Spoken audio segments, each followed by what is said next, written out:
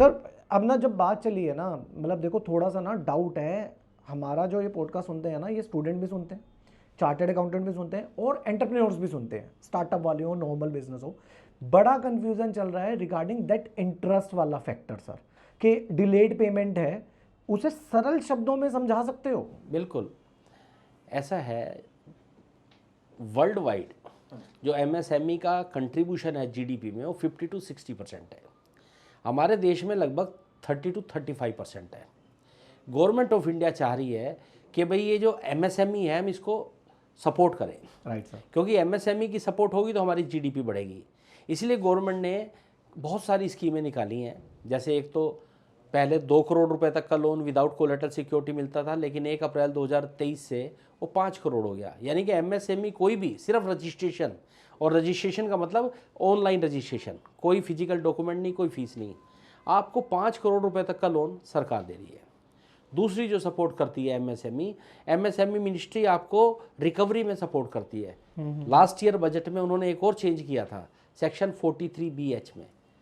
वो ये था कि अगर आपने किसी एमएसएमई की पेमेंट 15 दिन से ज़्यादा रोक ली, अगर आपका एग्रीमेंट है तो 45 दिन, तो आपको जो है उस खर्चे की डिडक्शन नहीं मिलेगी बुक्स में। ओके। अगर 31 मार्च में सपोज वो पेंडिंग है और आपने पेमेंट उसका नहीं किया था, तो आपको उसका खर्चे का डिडक्शन नहीं मिलेगा। वो तब मिलेगा जब आप उसकी जिस साल में पेमेंट करेंगे, एक्चुअल पेमेंट। ठीक है सर। और इसी से रिलेटेड आपका प्रश्न है जो इंटरेस्ट ऑन डिलेड पेमेंट। हाँ जी।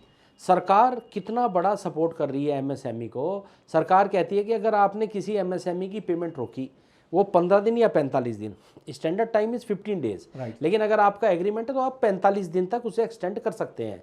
लेकिन 45 से एक दिन भी ज़्यादा हो गया तो डिलेड पेमेंट कहलाती है। और डिलेड पेमेंट के ऊपर सरकार का रूल है कि आपको आरबीआई के रेट का 3 गुना ब्याज देना पड़ेगा। आरबीआई के रेट का आज की डेट में आरबीआई का रेट लगभग 6.75% है, तो इसका मतलब आपको interest on delayed payment is 20.25%। Okay. और इसके अंदर एक और पेच है, हाँ जी, कि ये मंथली कंपाउंडेड होगा, और मंथली इंटरेस्ट पे इंटरेस्ट मंथली कंपाउंडेड होते सोचिए ये लगभग 22% हो जाएगा। एक तीसरी बात हो रहा है इसके अंदर कि ये जो interest paid to MSME on delayed payment है, this will not be treated as a allowable expenditure. मतलब डंडे पे डंडा। कारण जैसे हम गवर्नमेंट की कोई लायबिलिटी देने के लिए अगर कोई पेनल्टी पे करते हैं तो वो अलाउएबल एक्सपेंडिचर नहीं है। सरकार ने एमएसएमई को दिए गए ब्याज को भी उसी कैटेगरी में रखा है, यानी कि पेनल्टी हो गई, पेनल्टी है। अदरवाइज तो बिजनेस में अगर आप कोई ब्याज देते हैं तो that is a allowable expenditure, वो आपने बिजनेस को रन करने के लिए किया। लेकिन सरकार चाहती है कि एमएसएमई को अगर आपको ब्याज दिया, that will not B allowable expenditure. तो सोचो कितनी बड़ी सपोर्ट कर रही है गवर्नमेंट। मतलब आपने कह दिया एक तो उसका डिलेड पेमेंट करा, जब तक अगर पेमेंट डिलेड करा तो उसका खर्चा भी नहीं मिलेगा, ब्याज भी दोगे, ब्याज को भी एक्सपेंडिचर नहीं माना जाएगा। तो यानी एमएसएमई को आगे बढ़ाने के लिए सरकार का मोटिवेशन बिल्कुल क्लियर है। तो सर एमएसएमई के अंदर और भी, जैसे आपने लोन का बता दिया, और कोई एडवांटेज जो आपने जनरल पब्लिक को बताई हो, उन्हें पता ही ना हो, तो वो आप बताना चाहो तो कुछ? एक होता है जैसे मैंने लोन का बताया, लोन के साथ साथ इंटरेस्ट पे भी रिबेट मिलती है। अगर आप एमएसएमई हैं, बैंक से लोन लेते हैं, तो सरकार बैंकों को एक बेनिफिट देता है जो वो पास ऑन उनको करना होता है अपने कस्टमर को। यानी कि आपको इंटरेस्ट के रेट का भी अप टू 1.5% रिबेट मिलती है।